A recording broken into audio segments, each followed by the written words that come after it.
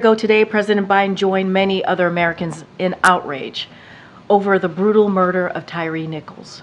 Vice President Harris traveled to Memphis, Tennessee to attend the celebration of life for Tyre, where she mourned with his family and, after being called to the pulpit, spoke about everyone's right to public safety and right to live free from violence. Mr. Nichols' death served as another painful reminder of the profound fear and trauma that Black and brown Americans continue to experience across many communities. As the President said, real and lasting change will only come if we can take action to prevent tragedies like this from ever happening again. Today, the Department of Justice is issuing a new guide for states and localities to help ensure that specialized crime units, like the one involved in Tyre Nichols' death, are thoroughly accountable to the communities they serve. This guide builds on the actions this administration has already taken to advance effective and accountable policing, including requiring that federal law enforcement agencies ban chokeholds, restrict no-knock warrants, and contribute to a newly established database for federal law enforcement police misconduct. In addition to today's DOJ guide, the President is continuing to urge Congress to pass the George Floyd Justice in Policing Act to advance accountability, transparency, and public trust in law enforcement across the nation. And with that, I will turn it over to the Admiral here, who is here to discuss the latest development in the Middle East and, of course, in the Red Sea. Admiral? Good afternoon. As you saw from Central Command yesterday, Iran-backed Houthis launched a complex attack of one-way attack drones, anti-ship cruise missiles, and an anti-ship ballistic missile into the Red Sea. Yesterday afternoon, President Biden was briefed by his national security team, and that included the National Security Advisor Jake Sullivan, Secretary Austin, Chairman of the Joint Chiefs General Brown, and Secretary Blinken, all on the latest developments in Israel and in Gaza, but also, of course, these attacks by the Houthis in the Red Sea. Thankfully, due to some exceptional work by naval personnel aboard the aircraft carrier USS Dwight D. Eisenhower and the destroyers Gravely, Laboon, and Mason, as well as a ship from the United Kingdom, the HMS Diamond, there were no injuries and there was no damage reported. But make no mistake, at the time, U.S. vessels, commercial and military, and dozens of other merchant vessels were transiting in the area of this attack. Had they been hit, innocent lives very well could have been lost. So we'll say it again. These attacks against vessels in the Red Sea pose a direct threat to lives, to freedom of navigation, and to global trade in one of the world's most critical waterways. And despite what the Houthis may say, they are threatening and targeting commercial vessels with ties to countries all over the world, many of which have no connection to Israel whatsoever. These attacks are unlawful, they're reckless, and they are escalatory. The United States has built an international naval coalition of more than 20 countries that are countering these attacks and protecting international commerce through what we now call Operation Prosperity Guardian, and that's what you saw happen yesterday. Unfortunately, that operation is required, and you could see the results yesterday, the need for those military capabilities. We've issued new sanctions on individuals and entities that are facilitating the Houthi attacks, and we're working closely with the UN Security Council members to pass a resolution to show international solidarity on this critical issue. The text of that resolution, which will likely be voted on later today, unequivocally demands that the Houthis cease these attacks. It also underscores the Security Council's support for navigational rights and stresses that the transit passage of merchant and commercial vessels through the Red Sea must be able to continue unimpeded. And earlier this month, as you saw, 14 countries, including the United States, delivered the clearest warning yet to the Houthis, making it clear that they will, and I quote, bear the responsibility for consequences should they continue to threaten lives, the global economy, or the free flow of commerce in the region's critical waterways. The United States does not seek conflict. We do, however, seek the safe and secure passage of international commerce through the Red Sea, and we're going to continue to coordinate and consult closely with our allies and partners about the appropriate next steps should these attacks continue. Thank you. You've had strikes against the Houthis under consideration for weeks, but you've also taken pains to prevent this conflict from widening. would strikes potentially escalate, widen the conflict? And also, given the nature of the Houthi operations, what do you expect to achieve? Could it be harder to strike back at the group because of the distributed nature? Well, let's not get ahead of where we are. I won't. I certainly won't speculate about any potential future military operations one way or the other. The best solution to this situation not escalating is for the Houthis to stop these attacks. In the interim, since they've shown no predilection to do that, we're going to do everything we have to do to protect shipping in the Red Sea, and I think I'm just going to leave it there.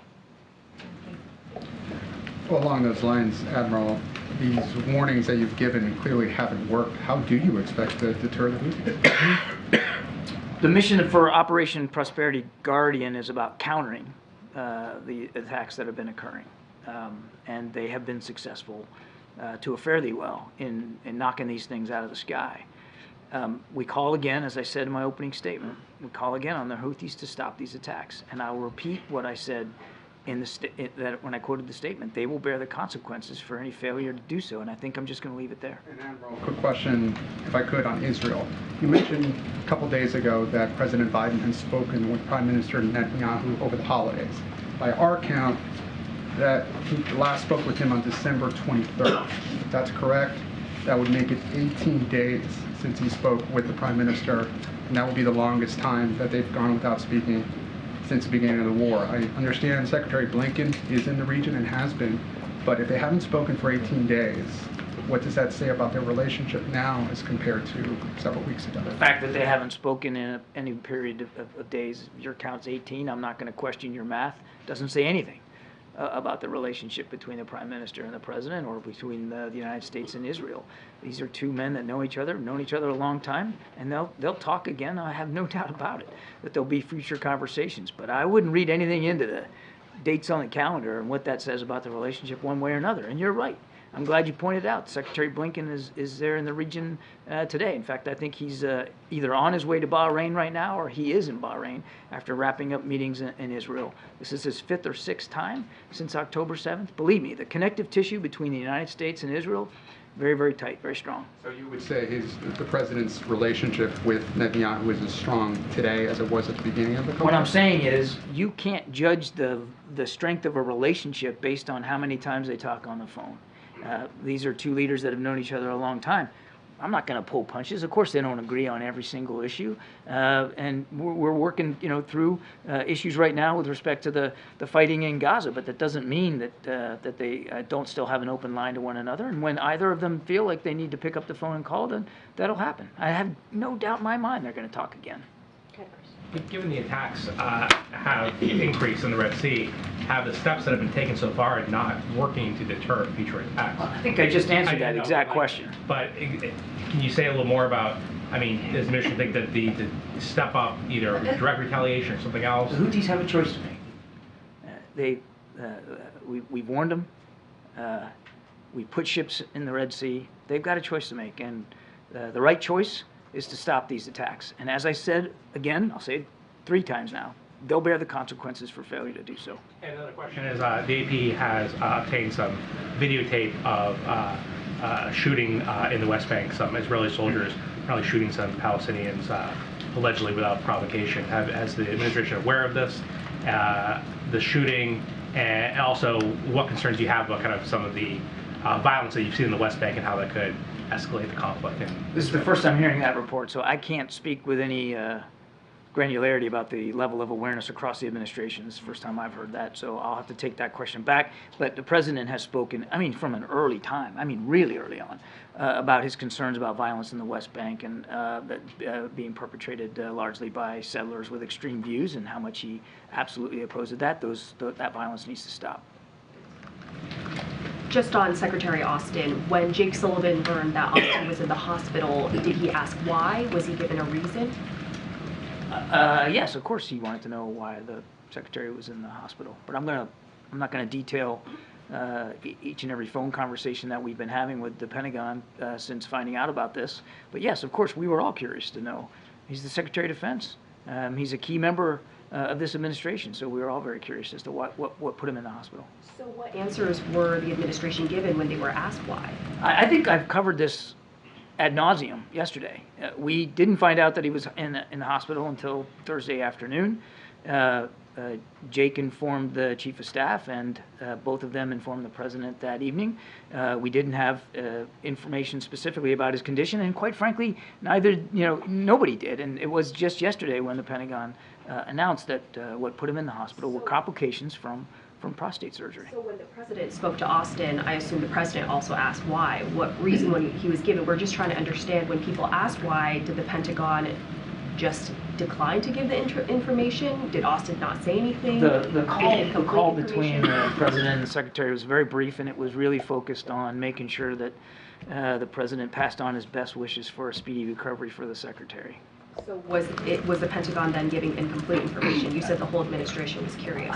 I don't know how differently to answer this question. As I did yesterday, we did not know he was in the hospital till Thursday. We did not know the condition that put him in the hospital at that time. We certainly didn't know about the prostate surgery that occurred earlier in December. We didn't learn about that information until ensuing days, and certainly we didn't learn about the prostate cancer until yesterday. And just lastly, we've learned that the White House instructed the Pentagon to release the information to the public after learning there was no disclosure plan in place. So what does that say about transparency, the fact that the Pentagon did not have a plan to give the information? I'm not going to address individual press reports.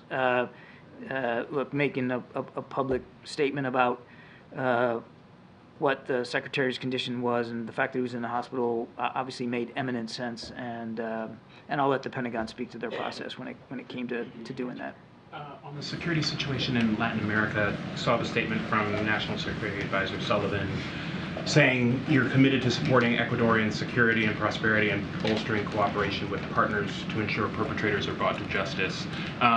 What is the U.S. position on Ecuador and other Latin American countries using kind of extrajudicial measures, states of emergency, in order to deal with these gangs? Well, so first of all, our concern is over the violence and seeing that stops. And as you saw from Mr. Sullivan's tweet, we strongly condemn these recent attacks, and we are committed to helping support security and prosperity for the people of Ecuador. I would just say, look, we're monitoring this situation. We're willing to take concrete steps to improve our cooperation with the government of Ecuador as they begin to deal with the violence and the stressors on the population that this violence has occurred, and I think I'll just leave it at that. What kind of support are you providing to them, or are you willing to provide? We haven't had a specific conversation about exactly what that would mean, but I would walk you away from any consideration of U.S. military troops or anything like that. There's no plans for that, and we ought to just kill that right now. But certainly we were willing to talk with the government of Ecuador about what they might need. It could be maybe some investigative help, that kind of thing. But that's sort of what the lane is right now. John, last week the administration said that it was issuing its last warning to the Houthis. So are we about to see a different response from the U.S.? I'm just not going to speculate one way or another about next steps. As I said, we're consulting with our allies and partners about what the next steps might be. Again, the Houthis have a choice to make here, MJ. We have made it eminently clear, as our allies and partners have, that these attacks have to stop. But just given that the administration specifically said last week that the warning last week was the last warning from the U.S., can you at least say whether we should expect to see something different coming from the U.S.? No, I cannot say that. And I'm not going to telegraph punches one way or the other. Thank you. Thank you, Karine, and thank you, John. Happy New Year. Really. I have two questions in Russia and North Korea and Hamas. First question, the Israeli government recently showed evidence to the media that North Korea provided weapons to Hamas. Hamas attacked Israel using North Korea weapons. Meanwhile, all the families harmed by Hamas are preparing a legal action to hold North Korea accountable. What is the United States' assessment of this? And the second question, Russian President Putin pointed out the risk of conflict on the Korean Peninsula this year, and North Korea continues to fire artillery fire at South Korea. Do you think military cooperation between Russia and North Korea will actually have an impact on South Korea? So on your first question, I haven't seen any indications, I'm not aware of any indications that there's been some sort of cooperation militarily between Hamas and North Korea. I just don't have anything to verify that. We have talked a long time about the relationship between Russia and the DPRK and the way that Russia finds ways to evade sanctions and to continue to do business with North Korea, and they have at least expressed publicly some sort of interest in sharing goals and objectives in the region. We're watching this very, very closely. I won't speculate about the degree to which that we're seeing tangible evidence that North Korea is somehow benefiting militarily from this. We do know, without question, because I've said it many times, that certainly Russia is benefiting militarily by the purchase of North Korean ballistic missiles, which we detailed again were used in subsequent strikes in Ukraine, as well as the delivery of artillery shells. Thanks, Karine. John, just quickly back on Ecuador.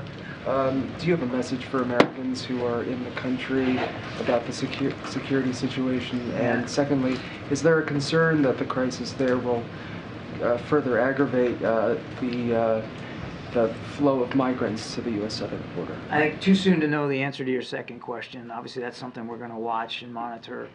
I don't want to step on the State Department, but in general, our message to Americans that are in Ecuador is to please stay vigilant.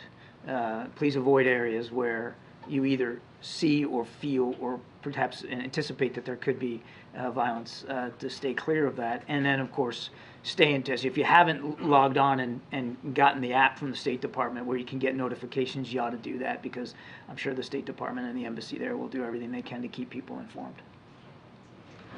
On Ecuador, John, is there any determination that's been made about the safety of U.S. diplomatic staff, or any discussions taking place about reducing the U.S. diplomatic footprint in Ecuador? None that I'm aware of at this time, Nancy. This is all pretty fresh here. It's all kind of unfolding as you and I are talking. I'd refer you to the State Department, but I'm not aware of any changes to our footprint or our force protection posture at the embassy. And then going back to Selena's question about Secretary Austin, I think what she was getting at, it seems, is that there's a big difference when Jake Sullivan was informed by the Pentagon in whether he was told when he asked about Secretary Austin's condition, we don't know because we haven't been told by the Secretary, versus we know but we're not going to share that with you, or we've not been authorized to share that with you. So the question is, which one was it?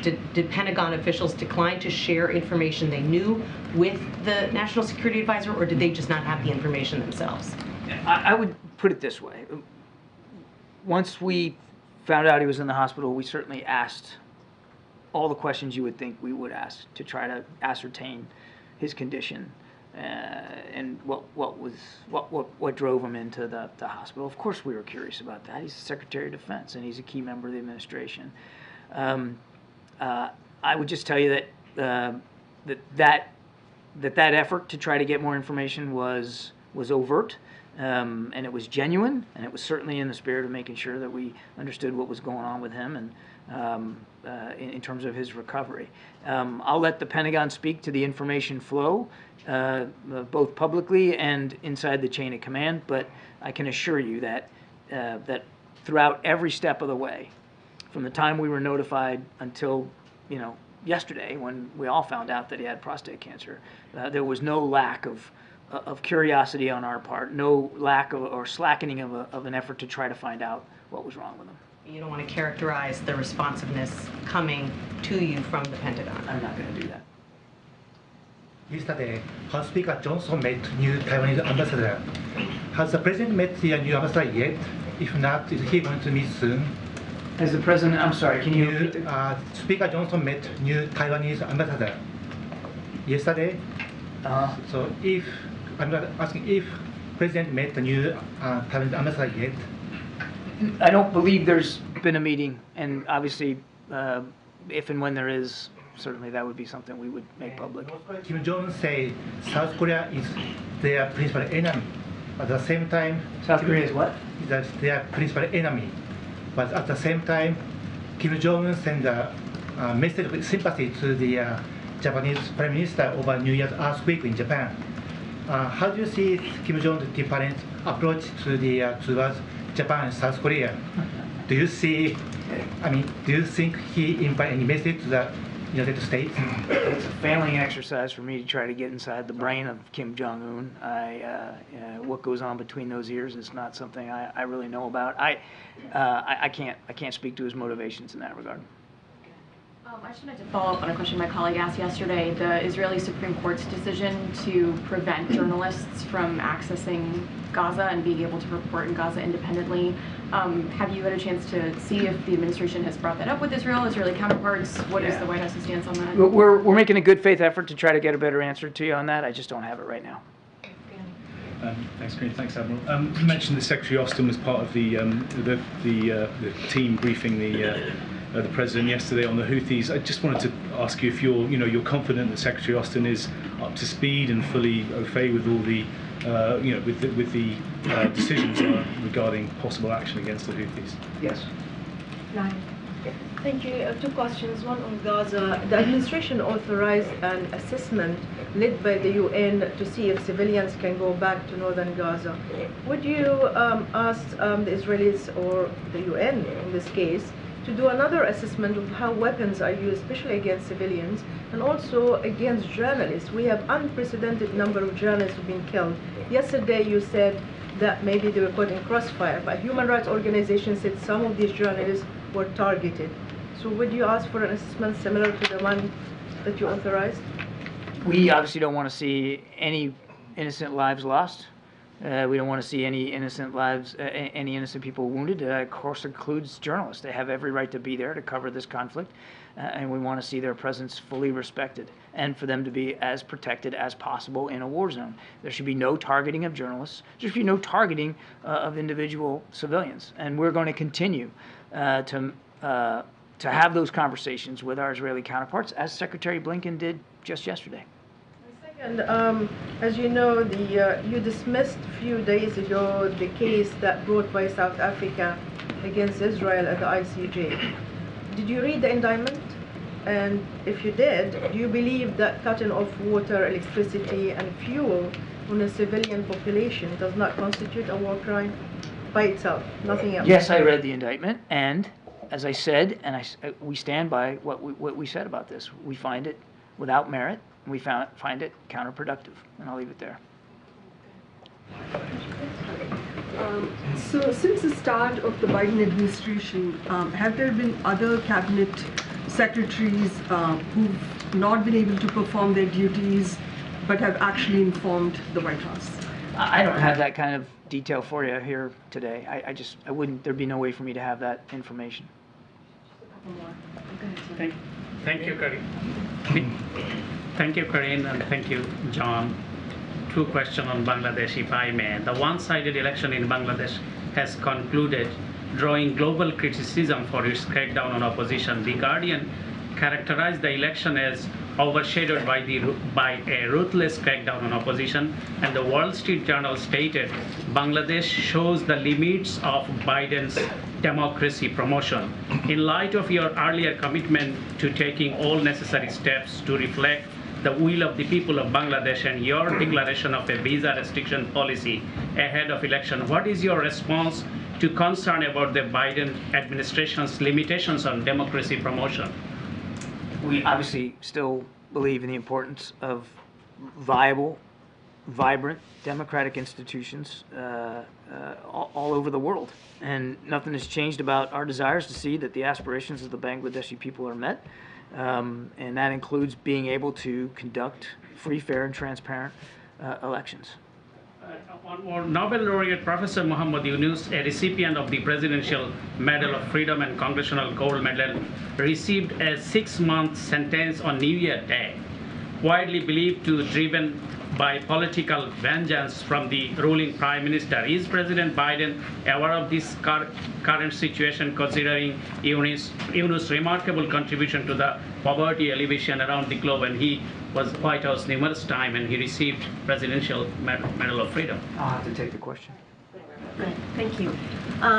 You said that Secretary Austin took part in the conversations regarding the Red Sea. Do you know if he was conducting his business from the bedside, or is he released from the hospital?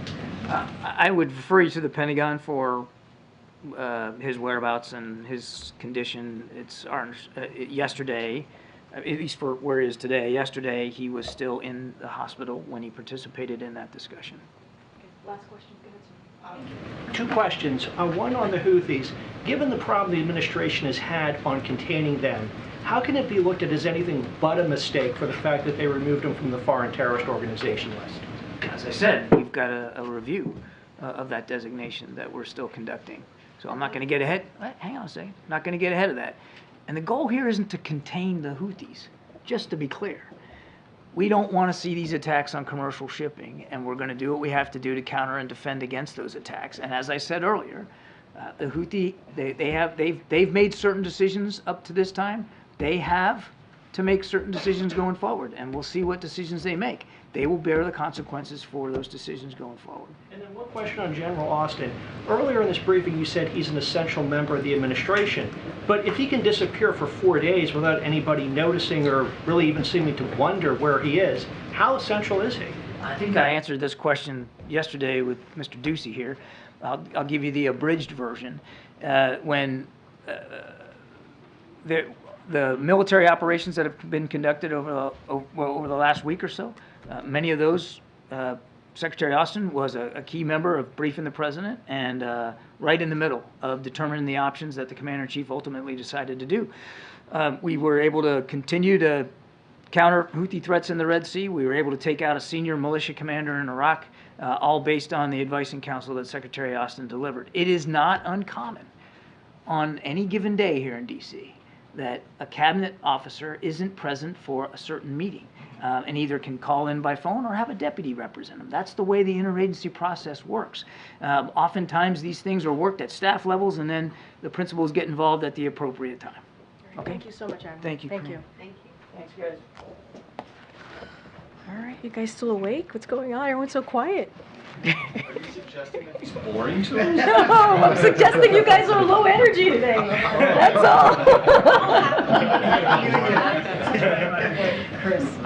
So the president spoke with Speaker Johnson today. Does the White House believe that the conversation moved any closer to a deal on supplemental funding? And second thing on this, Speaker Johnson reportedly told his caucus the president does not want to meet in person.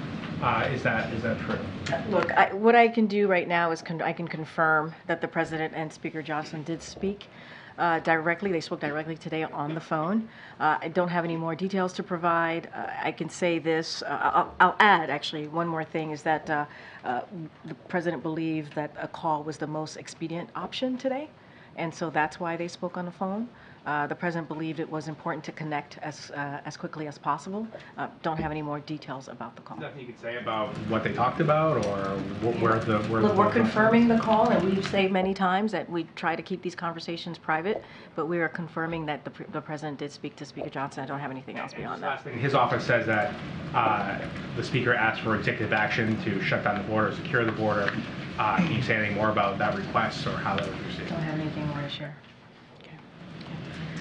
Was the White House informed in advance that Hunter Biden would be showing up at the House Oversight Committee's hearing on Capitol Hill today? So here's what I'll say, and I've said this many times before. Hunter, as you all know, is a private citizen. He's not a member of this White House.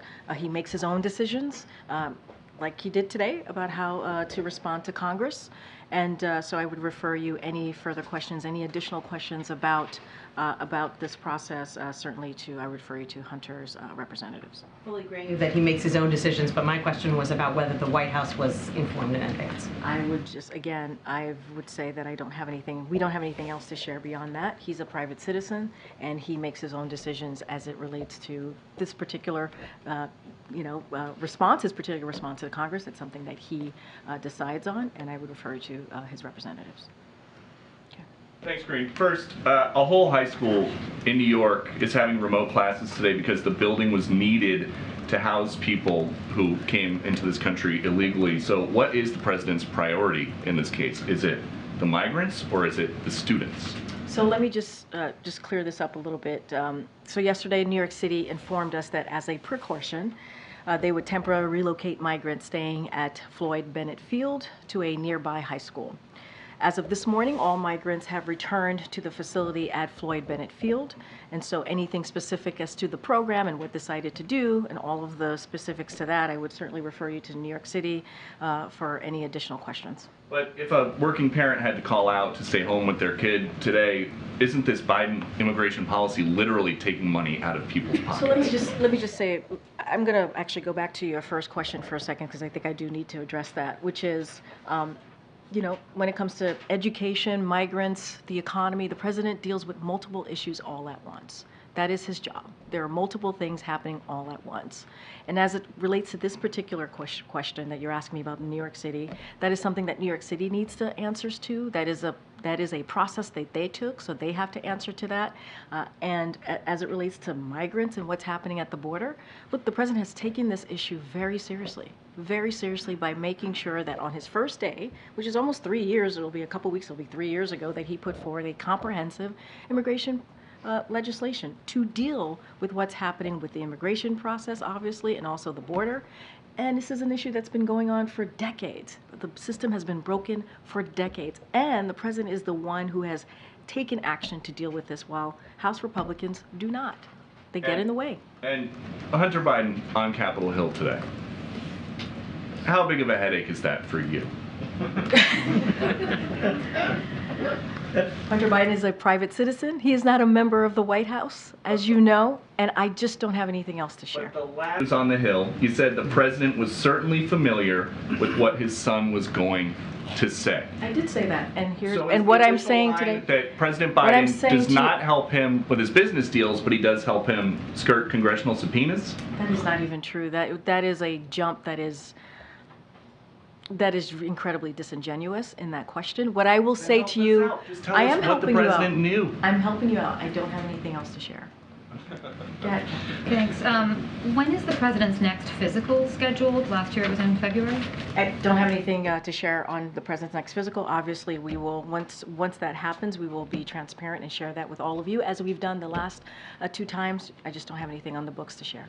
Given that it's an election year, that there's a lot of public interest in his health, would that transparency include his physician coming to brief in the briefing room? I don't have anything beyond what I just stated. Did the president speak to his son before or after his appearance on Capitol Hill? I'm not going to speak to the president's private conversation with his families. And is there any response to what Representative Nancy Mace said about Hunter Biden today? She's called him, quote, the epitome of white privilege, and that Hunter should be arrested right here, right now, and go to jail. I'm not going to respond to that. Go ahead. Thanks, Karine. The White House Chief of Staff was supposed to meet with cabinet members today. I was wondering if you could confirm that. And I don't have anything to confirm about a meeting with cabinet members today. What I can share, I don't know if you're talking about the specific memo that the speakers, not the speaker, pardon me, that the chief of staff put out yesterday that went to the cabinet members, the agencies, about making sure that they put forward, a memo themselves to him that would be for Friday, January 12th, and that kind of highlights their protocols when it comes to delegation of authority. That is something that obviously they're going to get back to us, back to the chief of staff on the 12th. So that is something that is happening. I don't have a meeting to confirm with the chief of staff or cabinet secretaries today.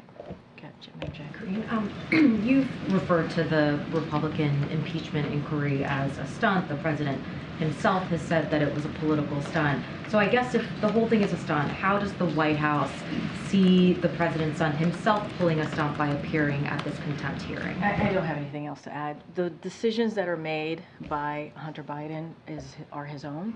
He's a private citizen, and I'm just not going to speak beyond that. If you ask me about the impeachment of, or what the GOP in Congress is doing as they're trying to impeach multiple cabinet members, I can speak to that. But Hunter Biden is a private citizen. I'm just not going to speak to that. You have spoken to that, and again, you have called that a stunt in the past, right? So I I'm just don't have asking- anything else to add. I hear you. For today, I'm just not going to say anything more. And can you tell us what the president is up to today? Yeah, I have a couple of things I can share with what the president is doing today. As he always does, he's working around the clock, focusing on the issues that matter to the American people, everyday Americans, obviously. I talked at the top about the record-breaking 20 million Americans that have enrolled in health care coverage through the Affordable Care Act. That's always his focus, obviously making sure that health care is available for all. He is having lunch today with the vice president. He was briefed by his national security team this morning. He spoke directly, as I misstated and confirmed to all of you moments ago, to Speaker Johnson, and he's looking forward to traveling to Allentown, Pennsylvania on Friday to discuss how communities across America are coming back thanks to Bidenomics and also Investing America agenda, and so that's what his day looks like today. Since there isn't anything on his public schedule, what would the White House say to any Democrats that might say, we're now getting closer to the election, the American people need to see him every day out in public? So I'll say this, and I have to be careful, right? This is an election year. I am a federal government employee. I cannot speak to a upcoming election, but I certainly can point to the president's schedule over the past couple of days, right? He went to South Carolina, he went to Valley Forge. Valley Forge, he talked about something that is incredibly important, our democracy, our freedom, and how we must protect that, how we must do everything that we can to make sure we keep our democracy strong, and how there's a decision for Americans that they're going to have to make. He went to South Carolina, delivered a very similar message, talking about freedoms, went to Mother Emanuel, a church that dealt with an awful, awful shooting and lost 9 of their members back in 2015, a place that he has a personal connection to. You heard him then. And so, look, the president's going to go to Allentown to speak about Bidenomics, Investing in America on Friday, and you will see a lot more of this president. I don't have anything else to share. And once we have more to share on his schedule, I certainly will, but I want to be really careful not to speak to 2024. Okay, Jared. Just a couple of clarifying questions on that call with the speaker. I'm sorry if I missed it. Can you say who initiated that phone call? I don't have anything else beyond that. What I did say is that the president wanted to make sure he spoke with Speaker Johnson. He said that I said that he thought doing a phone call was the quickest way of doing that, and it was important for them to have a conversation. I just don't have anything beyond that. And then on the speaker's request that the president take executive action, is there action that the White House believes the president can take in lieu of some sort of agreement, some sort of legislation from Congress that would help what's happening at the border? So look, we don't have any executive actions to announce or that we've been looking into or anything like that to share or preview to you at this time. I can mention the legislation that the president, as I did moments ago, that he put forward, a comprehensive immigration proposal that he did on his first day. Let's not forget there is a bipartisan negotiation happening in the Senate with Republicans and Democrats on how they can move forward in a bipartisan way, a bipartisan agreement to deal with the border security issue that we appreciate. That's been going in the right direction, and so that's what's happening right now. GOP in the House, they continue to get in the way. They do political stunts. They get in the way. They voted in May to eliminate 2,000 Border Patrol agents. That's what they're doing. And let's not forget, while those senators were having, in December, were having negotiations, having those meetings, in the middle of December, House Republicans decided to go home and start their vacation early. That's what they decided to do. Go ahead, Karen. Great. Would the White House be okay with another CR to keep the government funded after the deadline? I'm not going to get into the technical approach or the approach of Congress from here. I'm going to let the conversations and negotiations happen. The conversations happen. Let's just say that happens, that there is another CR to avoid a shutdown. We could see the president submitting his fiscal year 2025 budget at the same time as lawmakers are still sorting out the fiscal year 2024 budget. What does that say about the state of affairs right now in Washington, about these short-term punting of dealing with all this? Look, I agree. This kicking the can down the road is not the way that Congress should be operating. We've been very clear about that. They have a job to do. Keeping the government open is one of the basic things that they can do. Kicking it down the road, House Republicans kicking this down the road does not help Americans. It doesn't. In a couple of days, we may see a partial shutdown. That's not what we should be doing for the American people. We should be delivering on these programs that they need, that are necessary for them and their families. And so, no, that is not something we want to see. That isn't. It is not something we want to see. And you know, they need to do their jobs instead of these political stunts. Somebody asked me about the impeachment hearings that are happening in Congress, in the House Republicans right now that are leading that.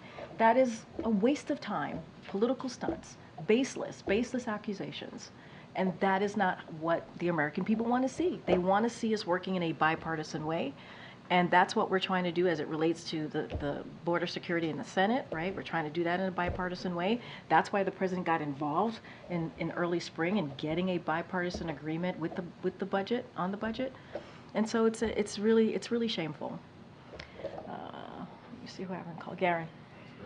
The Vice President met with voting rights activists in Atlanta yesterday, and they expressed their concern about election integrity and political violence. One person even described volunteers having a gun pulled on them, and I spoke with Latasha Brown, the co-founder of Black Voters Matter, who said that they believe that this is a result of dog whistles from some elected officials who are pushing claims of voter fraud.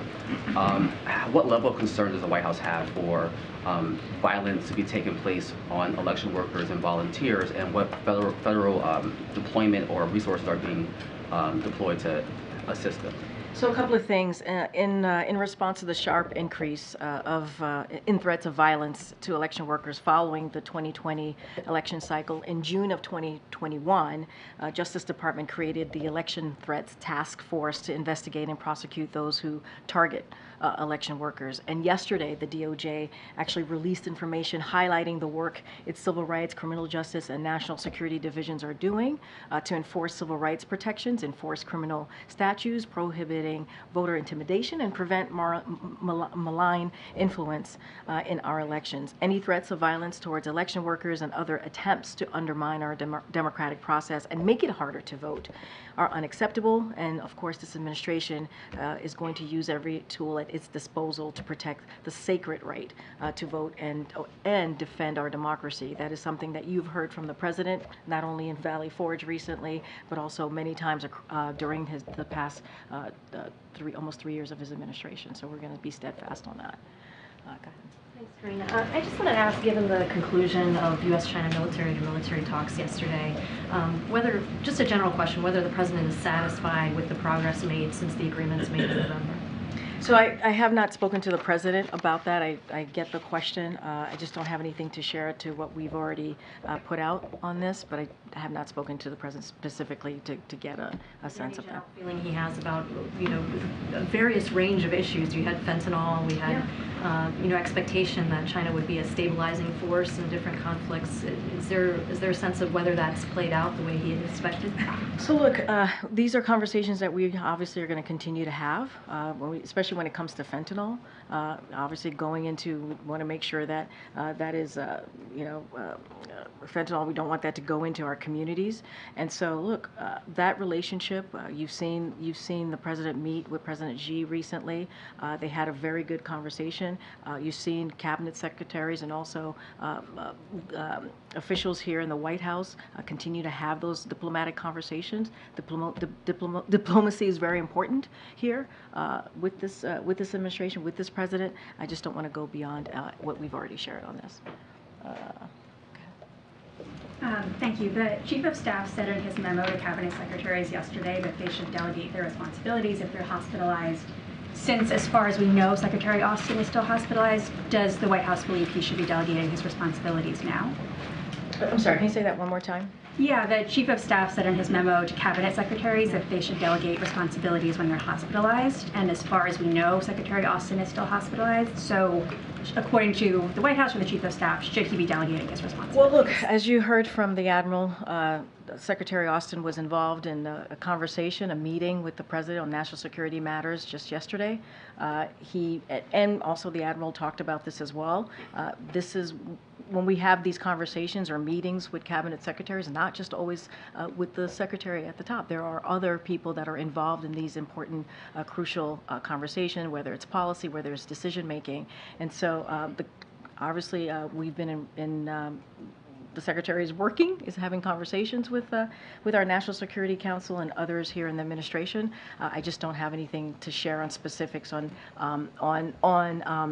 that particular matter. What I can say is, Department of Defense is certainly reviewing their process and looking at what could have been done better.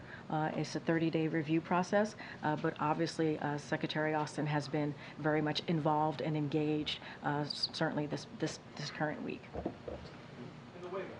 Way back. I'm trying to call. Go ahead, Brian. Thanks a lot, Karine. I had a question about supply chains. Given how much work that President Biden spent on supply chain mitigation in 2021 when he first came to office, how concerned should Americans be right now about supply chain disruption, given how much shipping traffic normally runs through the Red Sea, and what actions is the president taking to mitigate potential supply chain disruptions? So look, as you've heard from us many times, obviously the Red Sea is an important global trade, particularly for transportation of oil, grain, and consumer goods from Asia. The Department of Transportation is in close communication with ocean shippers, industry, and other stakeholders. And so we're taking every steps to ensure that shipping in the Red Sea is not obstructed, right? Is unobstructed, including by establishing Operation Prosperity Guardian and building a coalition of countries from region and around the world to ensure freedom of navigation, to protect the maritime economy and bolster regional security in the Red Sea. So we're taking this very seriously. We're keeping an eye on this. As you heard us say, the Red Sea is very important to commercial shipping, and so we're going to take this very seriously. Is the president seeing an impact on the economy at this point? Should Americans be prepared to see an impact in supply chain disruption? So what I can say is we're going to continue to monitor the situation, and we are taking action to make sure that doesn't happen. Got in the middle. Thanks, Karine. The president announced earlier this week that Mitch Landrieu is leaving the administration. I wondered, is there any plan to replace him or appoint someone new to oversee the implementation? So Natalie Quinlan, who is Deputy Chief of Staff, is going to take over his portfolio. And so she has been, part of her portfolio is doing implementing all of these pieces of legislation, historic pieces of legislation that we've been able to get through Congress. I don't have anything beyond whatever he's going to do after that. I certainly will leave that to Mitch Landrieu, but that's how his portfolio is being taken care of from here. Is the White House preparing for any other staffing departures as the campaign ramps up? I don't have anything to announce from here. Okay. What is the administration doing to address the billions of dollars in overpayments the Social Security Administration has been trying to claw back from millions of Americans? So on that particular piece, look, the president requested 10% increase in funding for Social Security Administration to help invest in the staff and technology necessary to improve customer service and determination services. The administration is committed to protecting Social Security. You heard him during the State of the Union last year. The president standing up in front of millions of Americans who were watching, protecting Social Security, protecting Medicare, and protecting Medicaid, and that's something that he's been certainly doing. And so anything further on that, I would certainly refer you to the Social Security Administration. Go ahead, Colleen. Hi. Thank you. No, right behind you. I wanted to ask you about updates on the administration's conversations with Mexico. Do you have any changes or agreements to talk about as they work to alleviate pressure on the southwest border? So, as you know, there was a meeting that occurred during the holidays with National Security Advisor Jake Sullivan. Actually, no, it was Secretary Blinken, Secretary Mayorkas, and also Deputy National Security Advisor Sherwood Randall. And they went to Mexico City to continue the conversation that the president obviously has been having with President of Mexico. The conversation went really well. Obviously, it's continuing. These are diplomatic conversation. They've been a partner with us on migration, partner with us on how to deal with fentanyl as well. And so the president of Mexico and his team have taken significant efforts that they are putting underway to make sure that we deal with the border in a way that obviously is effective. And so we're starting to see those results. I don't have anything beyond that, but obviously those diplomatic conversations continue, and we appreciate President of Mexico being a partner in this. Okay. Results. So we have seen results in the migration of migrants, right? We've seen a decrease because of the actions that President of Mexico has taken. And so, again, because of these diplomatic conversations, they have been effective. We see them as being effective. Go ahead, Andrew. Thank you. Two questions. First, the former president, President Trump, yesterday warned that there would be bedlam in this country if the case against him affects the election results in November. Without speaking to the former president himself, because I know you're covered by the Hatch Act, is the administration tracking the possibility of potential violence around the time of any trial date that you might have? Is that something that's being prepared for? And then I have another question. So I have to say this, I can't comment on anything that is related to 2024 as a federal government employee. What I will say is President Biden has always been absolutely clear when it comes to this. Political violence has no place whatsoever in America. It just has. There are a couple more things I want to say. So leaders need to put their country first. They need to put the safety of American people and respect for the rule of law above themselves, like President Biden does every day. And there's no one who would even imagine Joe Biden being afraid to condemn violence, right? This is something, again, that we've done pretty often here, unfortunately, that we've had to do this in the last 3 years. Failing to condemn or discourage criminal violence, especially after dangerous conspiracies and violent rhetoric have cost law enforcement officers their lives. We saw that on January 6th. Officers lost their lives and resulted in gut-wrenching assaults like the attack on Paul Pelosi is horrific. It's horrifying. And if you are a leader in this country, you need to put this country first. You need to put the safety of the American people first. That's what leaders do. Thank you. And on Hunter Biden, I understand he is a private citizen. He is not a member of the administration. He is, however, a member of the president's family. So could you tell us if he stayed at the White House in the residence last night? I don't have anything else to share. I think it's... What last one? Back there. Without getting into the specific case that you said that you wouldn't or couldn't or shouldn't, the question about presidential immunity, the idea that a president should be immune from prosecution, not about any specifics. What does the president think about that? Because, for example, in a courtroom yesterday, a judge opined that a president might be able to have a rival assassinated by SEAL Team 6. I'm assuming that President Biden does not agree with that idea. What are his thoughts on immunity generally? Look, I'm going to be very careful because it is connected to what a former president said, and it is an ongoing case. Just not going to comment on a legal case or make statements that may impact the ongoing case. So going to refer you to the Department of Justice of any specific questions you may have on that. Just going to be very careful from here. With that, I will see you guys tomorrow. Thanks, everybody. Thanks, Karine.